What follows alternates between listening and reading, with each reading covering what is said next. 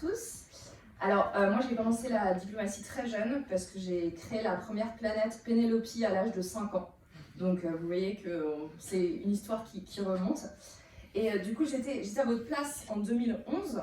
Alors je ne me rappelle pas exactement du week-end, mais en gros c'était déjà Thomas. Thomas qui était un peu plus mince à l'époque, il faut le connaître.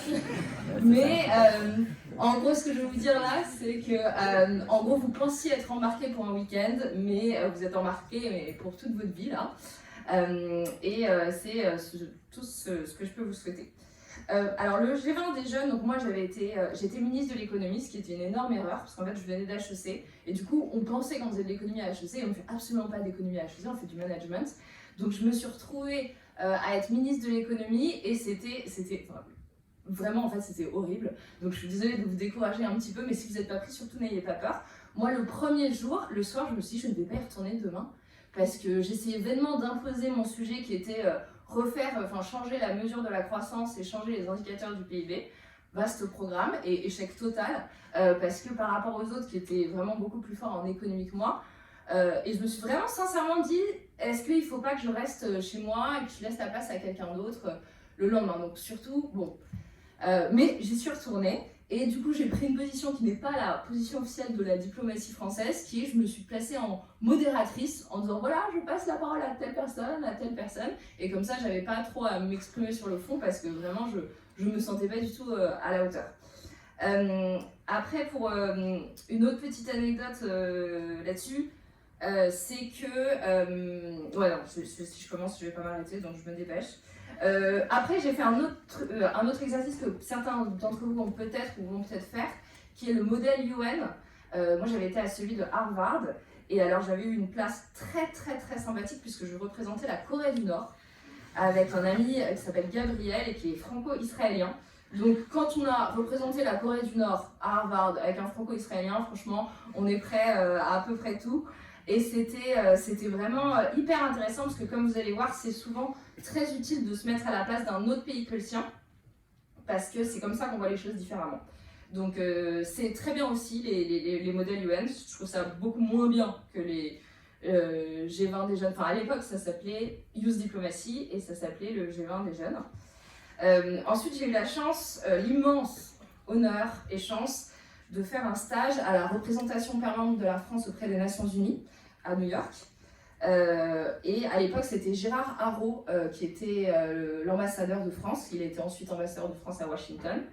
Je vous invite vraiment à le suivre. Il a écrit un bouquin. Il est plus dans la diplomatie maintenant parce qu'il a pris sa retraite. Mais il est génial. Vraiment, je vous conseille de tout lire. Et alors là, quelques anecdotes amusantes. Je me suis retrouvée enfermée dans l'ONU. J'ai failli passer la nuit parce que je m'étais trompée de porte. Et il a fallu que je claque pour que quelqu'un vienne me chercher, donc ne soyez pas trop tête en l'air. Gérard, en fait c'était assez amusant parce que c'était l'époque où France ONU était déjà très active sur Twitter, donc je vous invite aussi à les suivre, et en gros ils avaient dépassé le cap des 10 000 abonnés. Et il faut voir qu'à l'époque, et là je suis désolée c'est une révélation, Gérard Haraud méprisait Twitter. Donc vraiment, l'équipe avait organisé une petite fête, et Gérard Haraud a dit, vous avec votre petit oiseau bleu, je ne sais pas à quoi ça sert. Donc quand on voit aujourd'hui l'utilisation de Twitter par Gérard Haraud, voilà, soyez pas surpris, ce qui ne nous semble pas forcément une innovation tout de suite, le deviendra sans doute après. Et au moment de mon pot de départ, il avait dit quelque chose que j'ai beaucoup aimé, qui était je vous souhaite d'être toute votre vie stagiaire de quelqu'un, parce que comme ça vous ne cesserez jamais d'apprendre. Et donc ça, je trouve que c'est vraiment une belle leçon que je retiens. Ensuite, j'ai eu la chance de devenir coprésidente de Youth Diplomacy avec Thomas, qui est très convaincant, comme vous allez le voir. Et c'est là qu'on a fait en fait le premier forum Open Diplomacy. Donc au départ, c'était un forum avec toutes les difficultés que l'innovation sociale connaît en France. Donc nous n'avions pas d'argent, nous avons dû faire une campagne de financement participatif. Thomas m'a abandonné la veille du week-end et j'ai cru que j'allais le tuer, mais je ne lui en veux pas. Je me suis retrouvée à faire un grand éloge de Michel Serres auprès de Bernard Stiegler, qui m'a regardée comme une folle. Mais finalement, tout s'est bien passé. Et c'était un moment merveilleux, et c'est suite à ça que l'association a décidé de se renommer Open Diplomacy. Donc c'était vraiment une expérience super, et je ne regrette absolument rien. Alors, j'avance un tout petit peu dans le temps pour faire vite. Où est-ce que j'en suis 9 ans plus tard, 9 ans après vous? Alors, ce qui est très très amusant, c'est vraiment, je ne m'en rendais pas compte à l'époque, c'est que tous les gens que j'ai croisés sur ma route avec Open Diplomacy au départ, je les ai revus, mais alors toute ma vie. Et notamment au sein de la Convention citoyenne pour le climat. Alors, qui a entendu parler de la Convention citoyenne pour le moment? Bon, c'est pas mal. Du coup, derrière chaque événement, vous savez, il y a plein de petites mains qui travaillent, qui prennent des risques, etc. Et parmi ces petites mains, moi, il y a pas mal de gens que je connaissais déjà d'Open Diplomacy.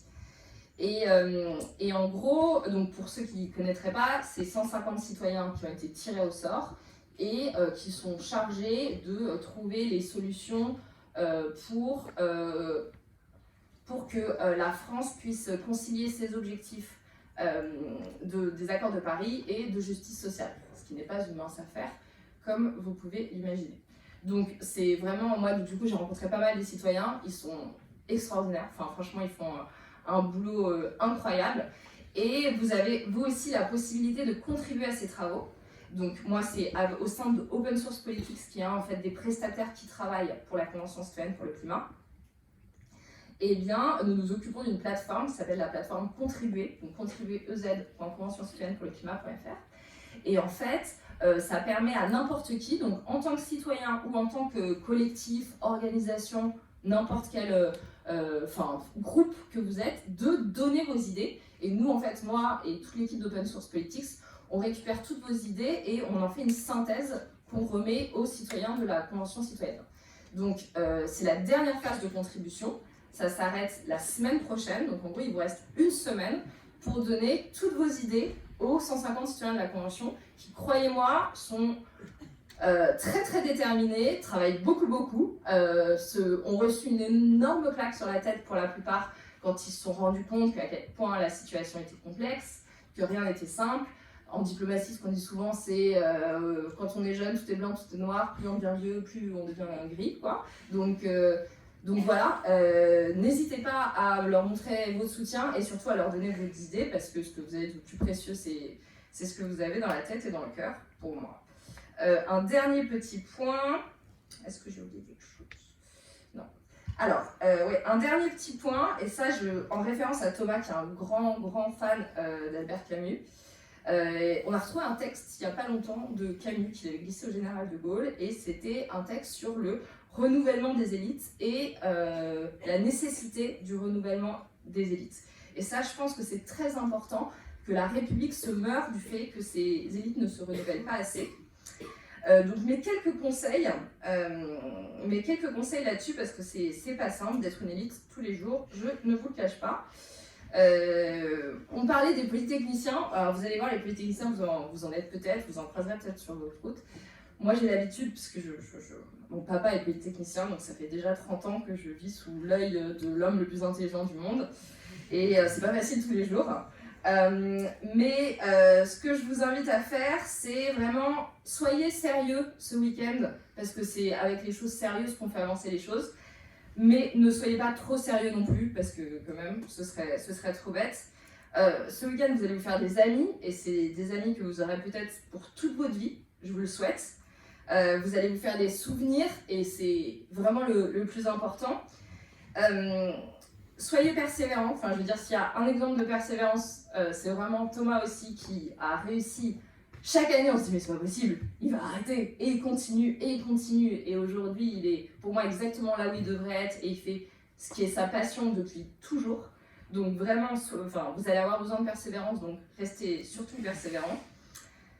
Allez vite, mais prenez le temps. Enfin, vraiment, la vie, je redis des évidences, mais c'est pas un sprint, c'est un marathon. Et les gens qui vont trop vite, généralement, ils se brûlent les ailes. Et c'est un peu dommage quand on a mon âge, à 30 ans, d'être déjà un peu blasé par la vie parce qu'on était peut-être trop vite. Vous avez toute votre vie devant vous, donc prenez votre temps. Moi je trouve qu'on vit une période qui est galvanisante. Et galvanisante en fait parce que, comme le disait Michel Serres, il faut tout réinventer. Il faut tout réinventer, donc en fait c'est un moment pour moi qui est historique parce qu'il faut tout réinventer et ça veut dire qu'il y a de la place vraiment pour tout le monde. Et s'il y a de la place pour tout le monde, ça veut aussi dire que vous pouvez faire à peu près n'importe quoi. Donc c'est le moment de suivre vos passions, votre enthousiasme. En fait, votre enthousiasme, c'est ça qui vous donne envie de vous lever le matin. Donc là, vous pouvez tout à fait concilier les deux. Donc vraiment, si vous avez envie d'écrire, écrivez. Si vous avez envie de parler, parlez. Si vous avez envie de chanter, chantez. Enfin vraiment, faites ce que vous voulez. C'est le moment. Je pense vraiment foncièrement que la charge mentale de ce qui se passe et des difficultés de ce monde est très mal répartie dans le pays. Et qu'il y a des gens qui font beaucoup trop.